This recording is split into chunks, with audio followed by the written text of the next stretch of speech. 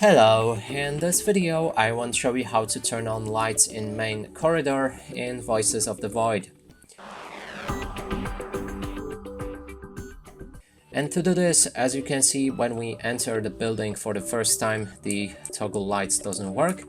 And to actually activate them, we'll need to go inside our garage. It's the first door on the right. Open it, the code should be 111. And then move right here. On the right there's the admin door, and the password for that is 1234. Now we can open it, go inside, and underneath the desk there's the switches that we can activate to enable the lights in the main corridor. And that's it for this video. Hope you like it. Please consider subscribing to our channel, leave a like and a comment below.